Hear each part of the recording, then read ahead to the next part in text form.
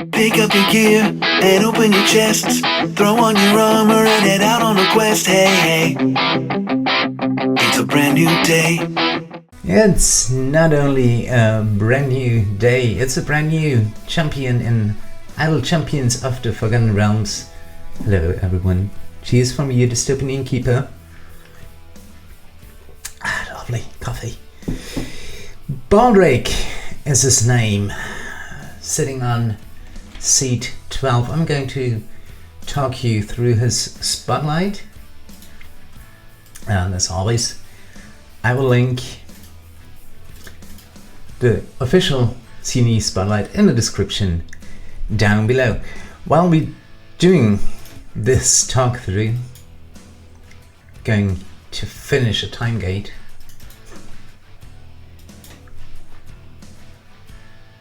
Quickly. Starting the Nahara time gate. Gate closes in 1 day and 6 hours, 7 hours. Highest area reached 1728. Let's see if we can break 1750. That would be lovely. Good. That's my speedy / gold find formation. Let's go. Throwing in some potions. They never hurt. Good. Let's see how far we can get with this formation until we have to rebuild it. Back to Baldric. Baldric, sitting on seat 12. He's a dwarf and a cleric and a healing and support champion. He's the second member of the Fallbacks affiliation. So Tess got company. His Patron eligibility, Strahd, Zariel and Elminster until August the 6th of 2028, 3 years. His basic attack is pretty straightforward. 200 Mace, melee. Baldric attacks the closest enemy, dealing 1 hit. Wow, I like that. Using a Mace, attacking the closest enemy, bam, perfect. His passive ability can be interesting. Uggie, again. Uggie joins the party starting next to Baldric unless she is already in the formation next to another Fallback champion. And that's going to be the case with Tess here. I let Tess run in the background to get her stacks up, trap stacks. So Uggie will most probably not be with Baldric, but Uggie would increase the damage of all non-adjacent champions by 100%, doubling it. Baldric's formation abilities. The bargaining power. Baldric's bargaining partners are the Fallbacks champions and or champions with a charisma of 15 or higher. Interestingly, Baldric is wiser than charismatic. Wisdom 17, charisma 15. Baldric increases the damage of his bargaining partners by 100% for each bargaining partner in the formation, stacking multiplicatively. Then, next one, undeniable Uggie. Uggie's buff is increased by 400% when Baldric is in the formation. And Uggie is in formation. Healing word. Straightforward again. Baldric heals the champion in all the columns in front of him for 20 health per second. Just like Celeste. Now hold on, no, Celeste heals adjacent champions. Yeah, almost like Celeste, pretty straightforward. Shield of Faith. When Uggie is with Baldrick, once again she probably won't be, any champion that is being targeted by Baldrick's healing word can't take more than 33% of the max health in one hit. So basically would survive 3 hits, 4 hits, 3 hits, 3 hits.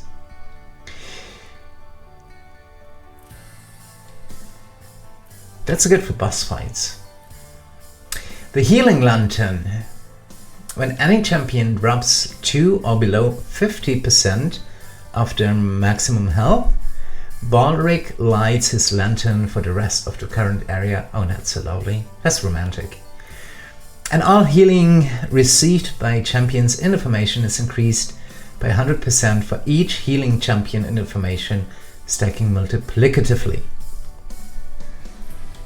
Wow. 1, 2, 3, 4, 5 formational abilities.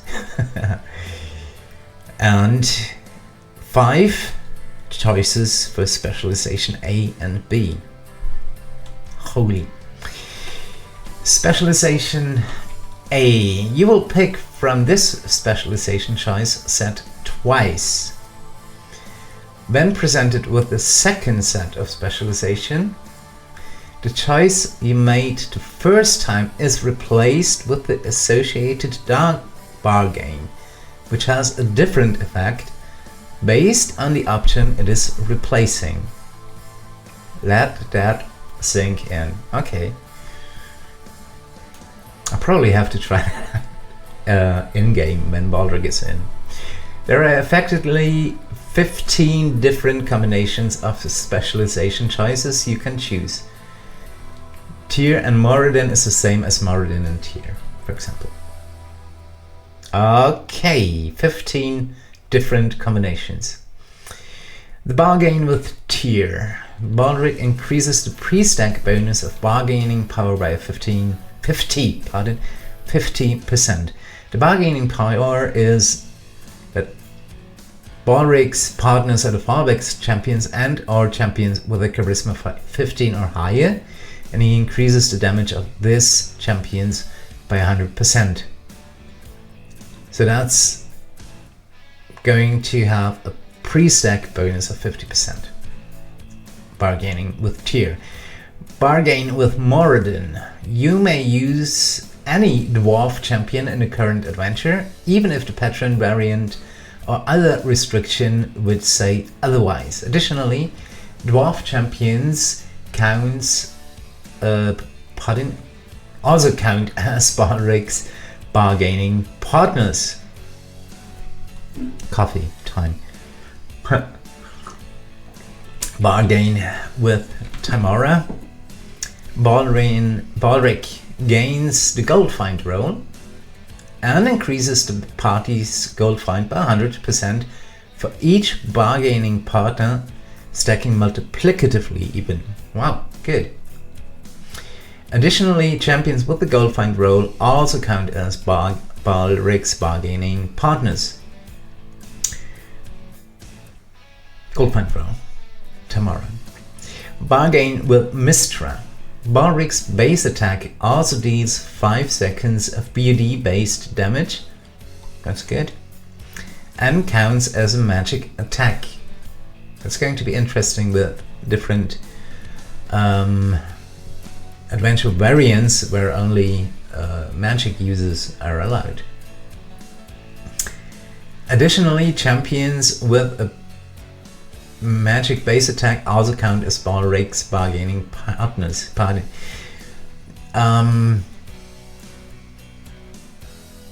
fact that his attack counts as magic attack comes in too late, I think, for the for the different variants, because you can't start with him because he counts as a melee champion from the beginning. Could be interesting too. Bargain with Eldath. Baldrick increases the effect of healing word by 100% Additionally, champions with the healing role also counts as Baldric's bargaining partners. Healing goes up. Whew. Specializations B. I need another sip of coffee. These 5 options are the dark bargains that you are offered in the second round of specialization choices. You're only offered one of these based on the specialization you chose in the first set, Specialization A. You can pick the dark bargain you are offered or pick one of the 4 bargain with specs that you didn't pick in the first round. So it's either you choose a dark bargain as Specialization B, or you can have 2 normal bargains or white or good bargains from the choices you have with Specialization A. It's getting complicated. Bear with me. The dark bargain when Tyr was chosen. Baldric increases now the pre-stack bonus of bargaining power by an additional 50%, but the effect of healing word is reduced by 99%. So you give up healing and you gain damage. The dark bargain when Moradin was chosen. The damage of dwarf champions is increased by 100% for each dwarf in the formation, stacking multiplicatively, but there's always a drawback with those dark bargains. But you may only have one of each non-dwarf species in the formation. Okay. Diversity. Lovely. The dark bargain when Tymora was chosen. Bosses have a 10% chance to drop twice as many gems. Oh, but non-boss area quest requirements are increased by 100%. He's sitting on seat 12, right? And that's Mel's seat. So he's not going into my speedy gold find gem farm formation. He's not going to replace Mel in that formation. Nope. Nope, I don't think so. Even doubling the gems, I don't think that makes up for the higher area requirements. The dark bargain when Mystra was chosen. All champions with magic base attacks deal an additional 5 seconds of BUD based damage with each attack. That's good. All magic uses. But all champions without a magic base attack no longer deal any damage with their base attacks. Oh, come on, that's... Well, so you either go fully magic or not. Okay. The dark bargain when Eldath was chosen. Champions are immune to damage for 15 seconds after the first instance of damage that they would take in every area, including that damage. But take the drawback. But take 100% additional damage from all sources after that. But still, that sounds interesting. To break bosses. 15 seconds. Is that real-time seconds, or does that count with potions? For current acceleration of 10%. 10 times. Pardon, 10 times. I hope that's real-time seconds. That would be awesome to break boss areas. Good. Another sip of coffee. We're done with the specializations. Cheers. His ultimate ability. Faith Aflame. Baldric's Mace ignites with radiant light, preventing champions from being stunned and empowering his attacks for the duration. It is Aflame. Question is, how long is it Aflame? Because if champions can't get stunned, that means dragon bosses, for example, can't stun our champions. That would be lovely. Good. His equipment is pretty straightforward.